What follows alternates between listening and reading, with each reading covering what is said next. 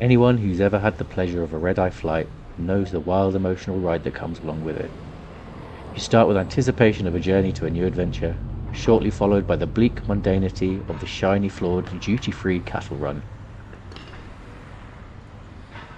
Further dampening to the spirit comes with the inevitable failed bag scan and bashful apology for leaving a half-drunk 4-pound bottle of airport Evian at the bottom of your backpack. Airports aren't the best, talking about them is even duller, so I'll stop. I've been able to say goodbye to half the people I wanted to, and twice as many as deserved it, as I climbed aboard part 1 of 2 across the Atlantic. Honestly, the only thing that would ever make me think twice about leaving is the people I've been lucky enough to surround myself with. Leaving them behind, even if it isn't forever, is like losing a limb. The flight into Madrid wasn't a long one in relativity to the rest of the journey, but I think it took more out of me emotionally than the whole rest of the voyage.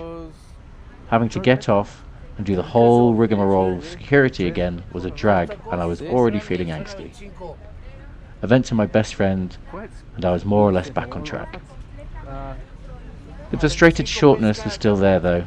It had been lingering like a black cloud for a few weeks by that point. It was most likely just anticipation and impatience, the kind even a few drinks can't shift. Even whilst boarding AM022 to Mexico City, my mind was still telling me that something in security had found drugs in my bag. Drugs I had specifically ensured were not there literally hours earlier, and radioed ahead to Mexico to detain and imprison me. No clearing a guilty conscience, I guess. The flight was as uneventful as you'd hope it to be. An aisle seat was a nice touch, especially for my diabetic levels of liquid intake and piss output. I'm not diabetic, I just hate the taste of my own mouth. We were bought 2 meals in flight. I don't know if you've ever heard the one about airplane food, but it rings true. My culinary journey started less with a bang and more of a whisper.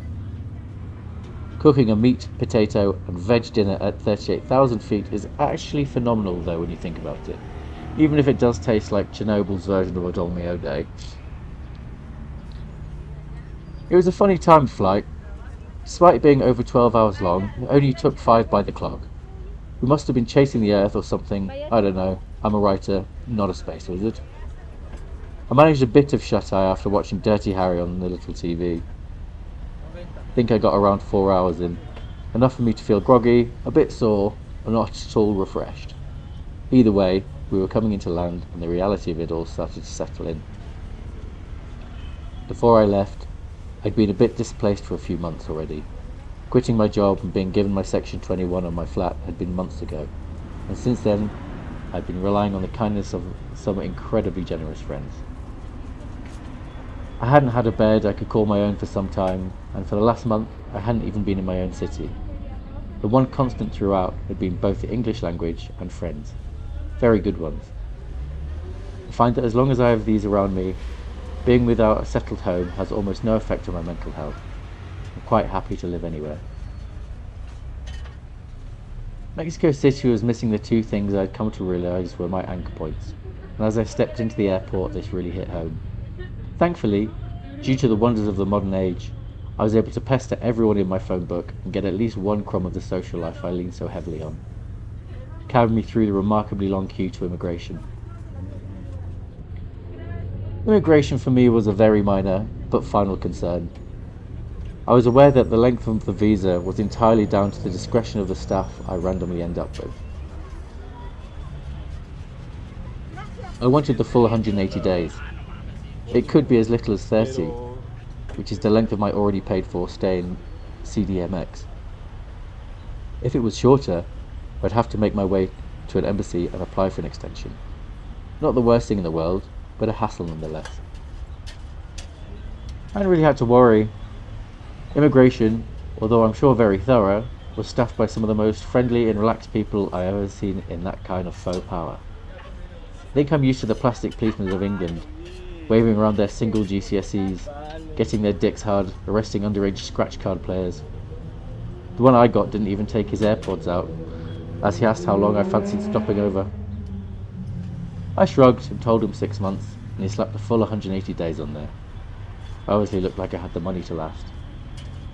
A brief call with my brother, who had intended to come and wave me off from the airport, but had been blocked by a Chelsea tractor that had been submerged in a flood, had put the shits up me before I left the UK. He'd mentioned the fact that every flight with a stopover he had ever taken had lost his luggage.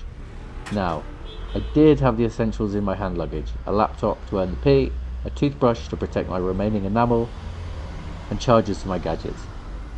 But the rest of everything I owned was in that bag.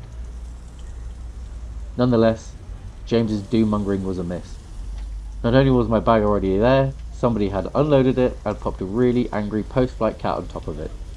It was a good day for all, except for the cat. I think James's problem stems from him having suitcases full of designer and mine is full of crusty old pants. I had landed in the early hours of New Year's Day. The room I was going to be staying in wasn't supposed to be ready until 1 PM. Usually I'd find a cafe, bar, or something along those lines to while away the hours, but it was New Year's Day, an international day of not opening before midday.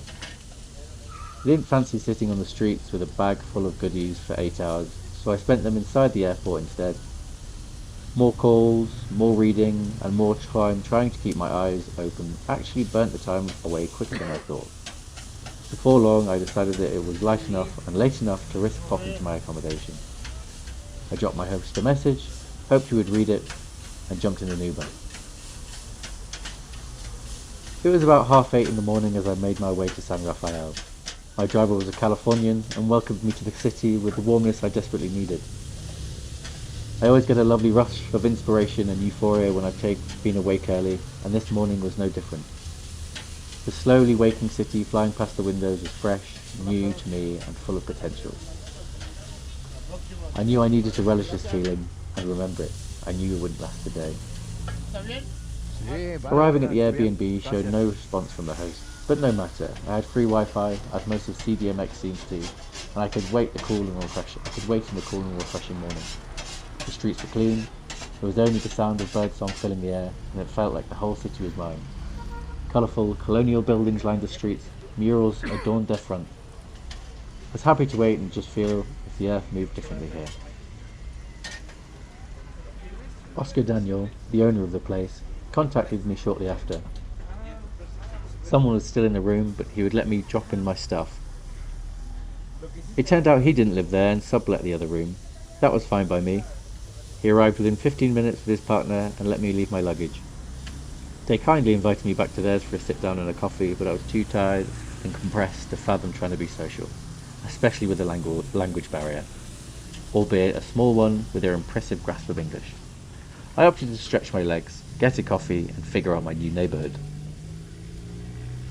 After so long in transit, it was nice to work out the kinks. My swollen altitude feet complained, but being bag-free was a great feeling.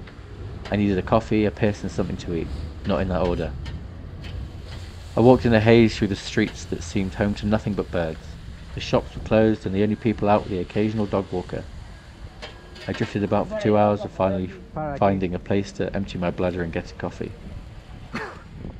For 40 pesos I got a bucket of beautiful steaming bean juice and it hit exactly where it needed to. I sat under the vine-wrapped trestles out the front of the converted house that made up the cafe and finally had a chance to unwind. I watched the various customers come and go, enjoyed my book a little more and basked in the sun which had just broken above the houses across the street. I've been very used to the biting cold of Edinburgh and the brisk winds of Margate for the past month, so to sit in a t-shirt and feel the morning sun warm me was a bliss.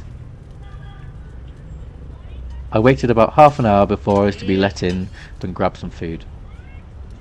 I was sure a street vendor or two would be around, and there was a Netto just around the corner. I needed to grab body wash and some fridge booze. I was sweating out the many Scotch pies I'd eaten in Scotland, and I smelt like an onion farmer. It was only a block or so away. As I rounded the corner, I was greeted by a roadside barbacoa. It was exactly what I wanted. I could already taste the juicy meats wrapped in soft corn tortillas, covered in onions, chili and salsa. I hadn't eaten for about 8 hours and I was ravenous. As I approached, somebody called my name. It was Oscar. My room was ready. He would let me in now. Rip in peace, barbacoa. That would be the last time I saw you open today. I'll get you another time. The room was perfect. I unpacked my bag fully for the first time since I had packed it months ago and took time just to defrag. Sí, muy picante. The trip had been long, months if I really thought about it, but here I was, in Mexico City, alone but with enough of a plan to be more than just freefall. I had a place to sleep, an income to eat with, and maybe even the social skills to meet some people. The world was my al pastor elephant leg, and it was time to get shaving. Buenas tardes. I showered, undressed, and got into bed, not in that order. I put on an audiobook to silence my whirring brain, and finally got the chance to get some horizontal Z's. But, as the Scottish literary hero Burns said, best laid schemes of mice and men Muchas gracias. often go astray.